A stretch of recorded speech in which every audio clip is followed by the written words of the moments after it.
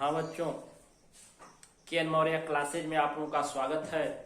आज class 12th में हम लोग आगे के क्रम में टिश्यू कल्चर ऊतक संवर्धन के बारे में पढ़ा जाएगा। बच्चों, ये सबसे महत्वपूर्ण टॉपिक है। इस टिश्यू कल्चर के माध्यम से ही नए नए किस्म फलों के, सब्जियों के, जैसे टमाटर हुआ, केला हुआ, ये टमाटर, केला, गाजर इत्यादि तैयार किए जाते हैं, जो अधिक प्रोटीन युक्त, अधिक शर्करा युक्त होते हैं। तो चलिए चलते हैं हम लोग टिश्यू कल्चर ऊतक संवर्धन। टिश्यू कल्चर ऊतक संवर्धन, इस विधि में एक निश्चित कृत्रिम संवर्धन माध्यम आर्टिफिशियल कल्चर मीडियम लिया जाता है। सबसे बड़ी चीज की artificial culture medium. Culture medium कृत्रिम होता है, बनावटी, मैन मेड होता है। मनुष्य अपने आवश्यकता अनुसार न्यूट्रिएंट को उसमें मिलाता है। में पौधों के किसी भाग से ऊतक संवर्धन द्वारा नए पौधे उगाए जाते हैं। टिश्यू कल्चर विधि में, इस विधि में एक निश्चित कृत्रिम ऊतक संवर्धन, कृत्रिम संवर्धन माध्यम, आर्टिफिशियल कल्चर मीडियम, जैसे कोई सोल्यूशन, न्यूट्रिएंट सोल्यूशन बना रहे हैं तो उसमें जो भी न्यूट्रिएंट मिला रहे हैं अपनी अनुसार मिलाया जाता है। इसको आर्टिफिशियल कल्चर मीडियम कहते हैं। इस माध्यम में टिश्यू कल्चर द्वारा नए पौधे उगाए जाते हैं। क्या पौधे? नए पौधे। टिश्यू कल्चर बच्चों depend on totipotency of full, totipotency of cell. कोशिका की पूर्ण सतर्कता है, कोशिका की पूर्ण सतर्कता है। ये क्या? किसी भी पौधे के एक पार्ट से, एक हिस्से से, जड़ तना के कुछ ऊतक भाग से जो पार्ट लिया जाता है वो पूर्ण रूप से पौधा बनाने में सशक्त होता है, टोटोपोटेंट होता है। इसी को पूर्ण सशक्तता, टोटोपोटेंसी कहते हैं। किसी भी पौधे के जड़ या तने से एक सेल ले लिया जाए, एक पार्ट ऑफ प्लांट स्टेम या रूट ले लिया जाए और उससे पूरा पौधा बनाया जाए, तो इस गुण को पूर्ण सतर्कता तथा इस पौधे के इस हिस्से को पूर्ण सतर्क टोटोपोटेंट प्लांट कहते हैं। इस पौधे को क्या कहते हैं? टोटोपोटेंट प्लांट। तो अकॉर्डिंग टू दिस, इसके अनुसार बच्चों, अकॉर्डिंग टू दिस, इसके अनुसार ईच सेल प्लांट, प्रत्येक पादप कोशिका, माने एक पौधे की छोटी सी सेल या एक पार्ट लिया जाए तो हैविंग द जेनेटिक कैरेक्टर, तो उसमें क्या होता है? आनुवंशिक लक्षण होता है। ऐसा आनुवंशिक लक्षण for the formation of complete plant, जो कि पूर्ण पौधा बनाने के आनुवंशिक लक्षण उसमें निहित होते हैं। According to this each plant cell, प्रत्येक पादप कोशिका में जेनेटिक कैरेक्टर होता है।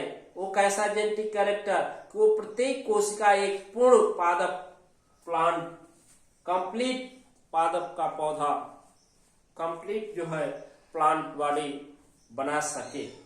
इसी को कह रहे हैं according to this each cell of plant, each plant cell having the genetic material, वो आनुवंशिक पदार्थ रखता है for the formation of complete plant, पूर्ण पौधा के निर्माण के लिए। तो बच्चों आगे जो है 1902 में टोटोपोटेंसी हाइपोथेसिस गिवन बाय हैबरलैंड। टोटोपोटेंसी पूर्ण सशक्तता की विचारधारा जो है हैबरलैंड ने 1902 में दिया था। टोटोपोटेंसी बता दिया गया कि क्वालिटी ऑफ प्लांट सेल है which having to ability formation of a complete plant, a cell having the quality the formation of complete plant। कि पौधे की एक कोशिका एक हिस्से से पूर्ण पौधे बनाने के क्षमता होती है। इस गुण को टोटोपोटेंसी, और इस प्लांट को टोटोपोटेंट, इस पौधे को टोटोपोटेंट प्लांट और इस गुण को टोटोपोटेंसी पूर्ण सशक्तता कहते हैं। ठीक है, तो पूर्ण सशक्तता की विचारधारा सबसे पहले हैबरलैंड ने 1902 में दी थी। टोटोपोटेंसी हाइपोथेसिस गिवन बाय हैबरलैंड 1902। अब 1932 से 36 में, 1932 में स्टीवार्ड ने गाजर की जड़ से पूर्ण पौधा तैयार किया था। गाजर की जड़ से क्या किया था? पूर्ण पौधा तैयार किया था सबसे पहले। पार्ट ऑफ प्लांट, जो पौधे का हिस्सा जो होता है बच्चों, किसी पौधे का थोड़ा सा हिस्सा या सेल ले लिया गया, उसको क्या कहते हैं? एक्सप्लांट कहा जाता है। क्या कहते हैं? Called explant. और ये एक्सप्लांट की प्रकृति क्या होती है? मेरिस्मेटिक या एक्सिलरी बड, कक्षस्थ भाग से। एक्सिलरी पार्ट भी हो सकता है। अर्थात ये जो पौधे एक्सप्लांट लिए जाते हैं, पौधे के पार्ट लिए जाते हैं, कोशिका ली जाती है, वो पौधे के जड़ के या तने के शीर्ष भाग से, एपिकल पार्ट से लिया जाता है, या एक्सिलरी बड, कक्षस्थ पार्ट से, एक्सिलरी पार्ट से। तो नेचर ऑफ एक्सप्लांट का मेरिस्मेटिक और एक्सिलरी होता है। मेरिस्मेटिक और axillary nature of explant of this cell. वो कोशिका जो ली जाती है उसकी प्रकृति विभज्योतकी या कक्षस्थ होती है। Explant grow in culture medium और न्यूट्रिएंट मीडियम। उसके बाद जो एक्सप्लांट होता है उसको कल्चर मीडियम में, संवर्धन माध्यम में, अथवा न्यूट्रिएंट मीडियम, पोषक माध्यम में उसको उगाया जाता है। ठीक है ना, पोषक माध्यम। अब नेचर ऑफ न्यूट्रिएंट और कल्चर, ये कल्चर मीडियम और न्यूट्रिएंट मीडियम की प्रकृति क्या होनी चाहिए? सोर्स ऑफ कार्बन, इसमें कार्बन के स्रोत होने चाहिए बच्चों। किसके? कार्बन के स्रोत, सोर्स ऑफ कार्बन होने चाहिए। लाइक सुक्रोज, इनऑर्गेनिक साल्ट, जिसमें सुक्रोज आता है, और कार्बनिक साल्ट आता है, और कार्बनिक लवण, विटामिन आते हैं, एमाइनो एसिड और ग्रोथ रेगुलेटर्स आते हैं। क्या आते हैं? ग्रोथ रेगुलेटर्स, जिसमें ऑक्सिन और साइटोकाइनिन आते हैं। मेनली कौन से ग्रोथ रेगुलेटर्स? ऑक्सिन और साइटोकाइनिन। तो ये ध्यान देंगे कि नेचर ऑफ न्यूट्रिएंट या सॉल्यूशन की प्रकृति क्या होनी चाहिए? तो कार्बन के स्रोत उसमें होने चाहिए। जैसे सुक्रोज है, इनऑर्गेनिक साल्ट है, विटामिन है, एमाइनो एसिड है, ठीक है ना, और ग्रोथ रेगुलेटर्स हैं। ग्रोथ रेगुलेटर्स लाइक जैसे कि ऑक्सिन और साइटोकाइनिन, ऑक्सिन और साइटोकाइनिन, इसमें जिबरेलिन नहीं आता था। ऑक्सिन और साइटोकाइनिन जैसे ग्रोथ रेगुलेटर्स उस कल्चर मीडियम में मिलाए गए हैं। ये है नेचर, प्रकृति है। अब बच्चों, यदि if the concentration of auxin is greater than cytokinin, ध्यान दीजिए, यदि कल्चर मीडियम में या न्यूट्रिएंट मीडियम में ऑक्सिन की सांद्रता साइटोकाइनिन से अधिक है, ग्रेटर देन साइटोकाइनिन, तब क्या होता है? कल्चर मीडियम में रूट फॉर्मेशन टेक प्लेस। तो सबसे पहले जड़ का निर्माण होता है। किसका? जड़ का। Root formation take place. याद रखिएगा कि कल्चर मीडियम में रूट फॉर्मेशन के लिए नेसेसरी कंडीशन होगी, ये आवश्यक अवस्था होती है कि ऑक्सिन की सांद्रता साइटोकाइनिन से अधिक होनी चाहिए। तो इसी के अपोजिट डायरेक्शन में हम देखें कि यदि concentration of cytokinin is greater then auxin, cytokinin की सांद्रता उस कल्चर मीडियम में ऑक्सिन से अधिक है, तो सूट फॉर्मेशन टेक प्लेस। उस समय सूट का निर्माण होता है। तो formation of root and shoot, concentration of auxin and gibberellin change the formation of root and shoot. तो ऑक्सिन और साइटोकाइनिन की सांद्रताएं कल्चर मीडियम में जड़ और सूट तने के निर्माण में के लिए उत्तरदायित्व होती है, जिसको आपको बता दें कि आर्गिन इज ग्रेटर देन साइटोकाइनिन तो रूट फॉर्मेशन, और cytokinin is greater than auxin then shoot formation take place.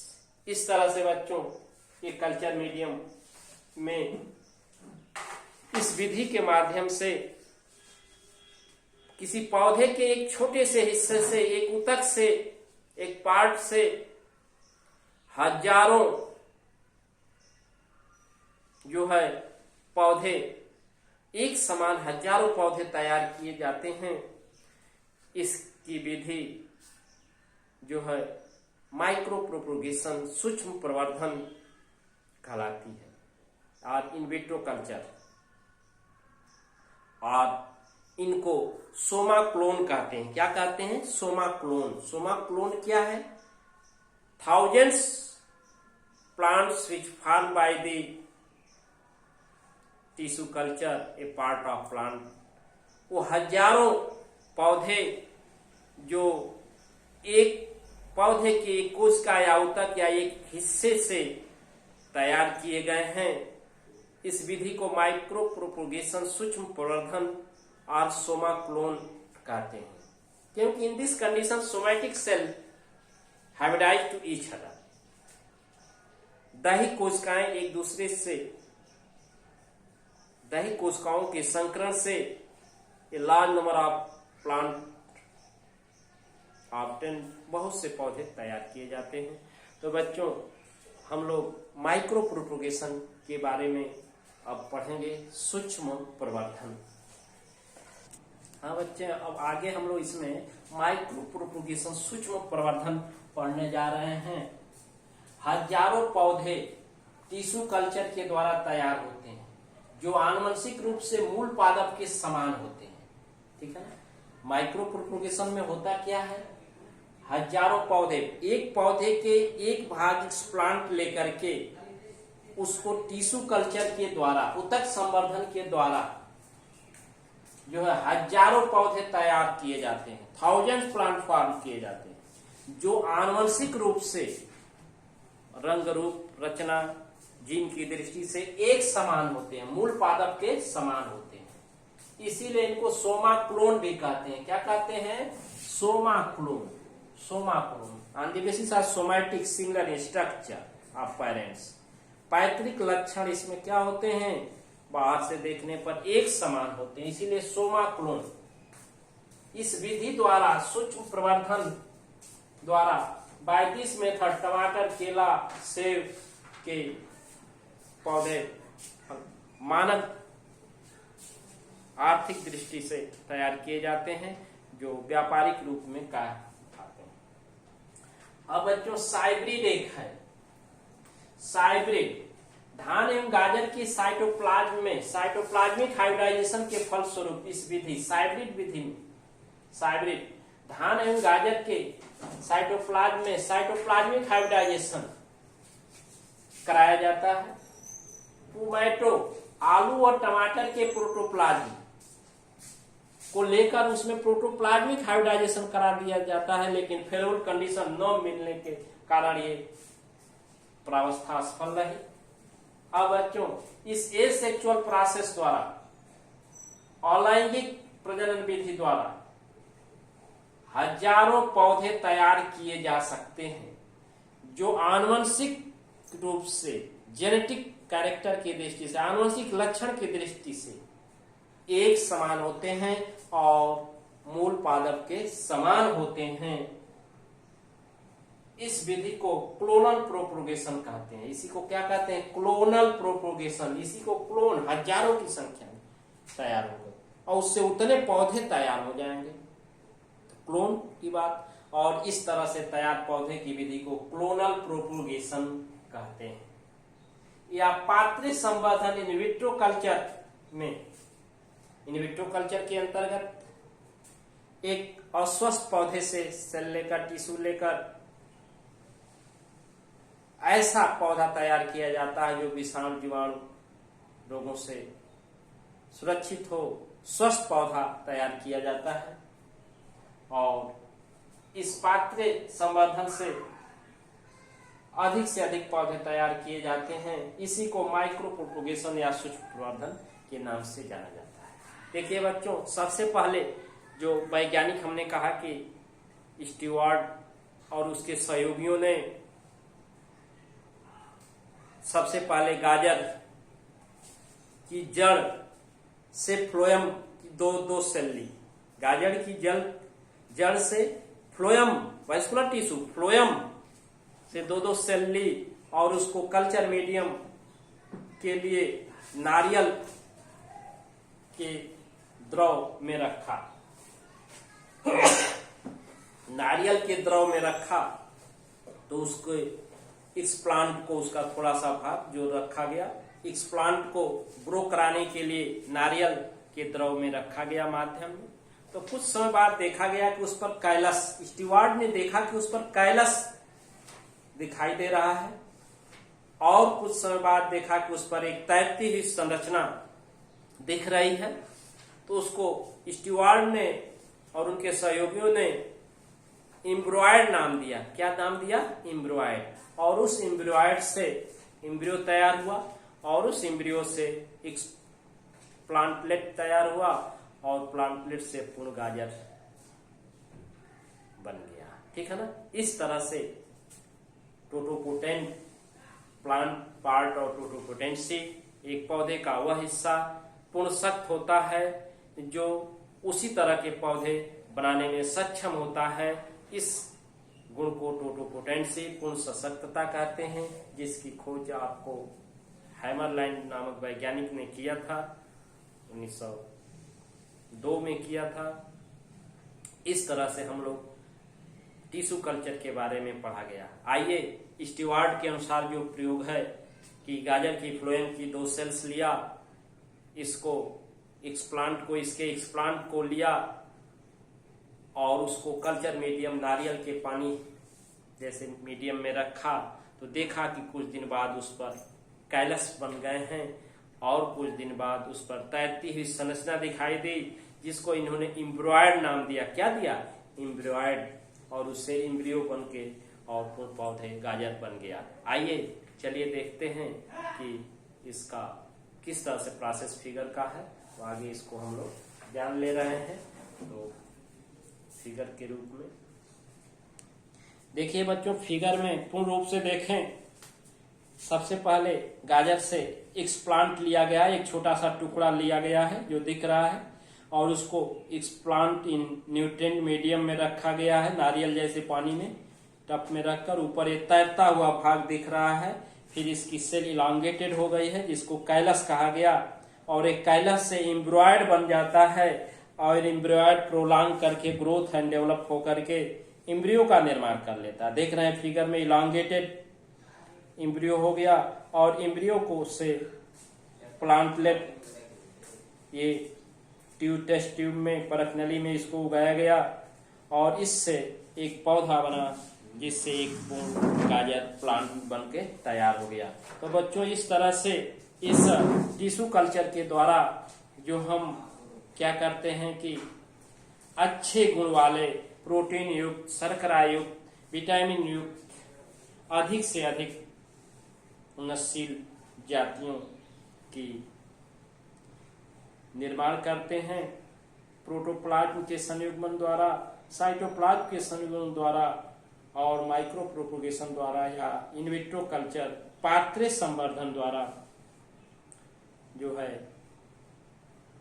पौधे के हर एक वर्धित कोशिका पूर्ण सख्त टोटोपोटेंट पौधे की each vegetative part, each vegetative cell जो है पूर्ण सशक्त होती है, अर्थात उसमें गुण होता है कि उससे एक पूर्ण पौधा बन सकता है। इस गुण को टोटोपोटेंसी कहते हैं, जिसको 1902 में हैमरलैंड नामक